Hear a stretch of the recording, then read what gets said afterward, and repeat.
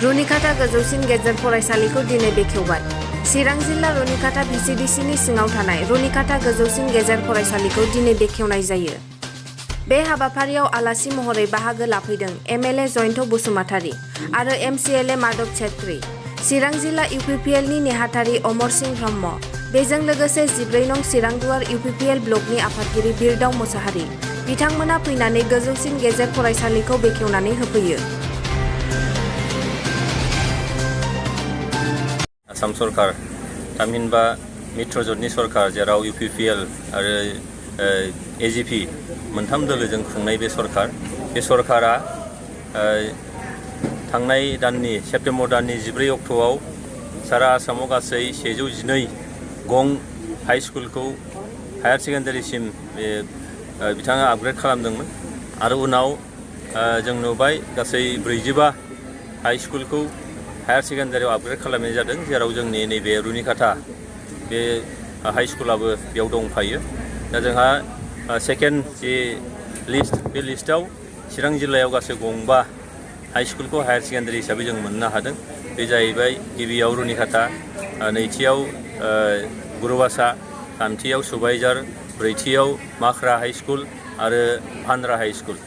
दा दिनै आं जोबोद साबायखर जासिगोन दिनै रुनिकाटा ओनसोलनि गासै रायजो राजा लोगोसेनो हेडमास्टारजों लोगोसे गासै स्टाफ, टिचिं स्टाफ आरो नन टिचिं स्टाफखौ जे दिनै बिथांमोनहा नैबे रुनिकाटा गोजौ फरायसालिखौ हायार सेकेन्डारि जे आपग्रेड जाबाय बेखौ दिनैहाय फिथा हानानै बेखेवनाय जादों। दा आं मिजिं खालामगोन जे नैबे रुनिकाटाया जिहेतु मोनसे चिरां जिल्लानि मोनसे इम्परटेन्ट मोनसे जायगा, जाय जायगायाव दिनै लासै लासै बेयाव सोलोंथाइनि माखासे फसंथानफ्रा बेयाव खामिनो हमदोंसै। दिनै थांनाय गोलाव समनिफ्राय रुनिकाटा गोजौ फरायसालिया बे ओनसोलनि जोंनि इयुन जेनेरेसन इयुन जोलैफोरखौ दिनै फोरोंथाइ होबाय थादोंमोन। मेट्रिकसिम बा हाई स्कुलसिम बिथांमोना फोरोंथाइ होदोंमोन। दिनै आरोबाव जोंहा खाफाल गोनां जे रुनिकाटा हाई स्कुला दिनै आपग्रेड जानानै हायार सेकेन्डारि जाबाय। दा होमब्ला दिनै नैबे ओनसोलाव जों नुदों जे सुबुं सानखोजों जिबायदि जोंहा फरायसालिफोर नांगौ बे फरायसालिया गैयामोन।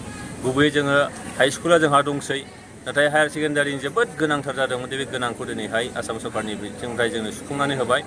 आङो बे सिडली बियाबनि सासे MLA महरै आं बेखौनो बुंनो सानदों जे दिनै आङो जोबोद गोजोननाय मोनदों जे दिनै जोंनाव जि जायगायाव हायार सेकेन्डारि नांगौमोन दिनै रुनिकाटा बायदि जायगायाव बेयाव बेखौ हायार सेकेन्डारि हिसाबै जों मोननो हाबाय।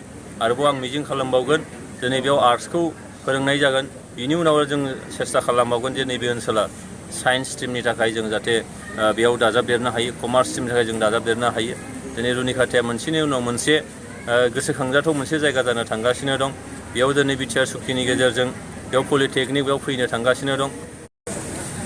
আজি আমার रुनिकाटा हाई स्कुल তো হায়ার সেকেন্ডারি আপগ্রেডেশন করার অসম সরকারের যে ঘোষণা, এই ঘোষণা হওয়ার পিছত আজি रुनिकाटा হাই স্কুলের আমার SMDC কমিটির ফালৰ পৰা আৰু আমাৰ হাই স্কুলের প্রধান শিক্ষকে আজি বিশেষকৈ এই হায়ার সেকেন্ডারির যে দুয়ার মুকলি এই কাৰ্যসূচীটো ৰাখিছিল।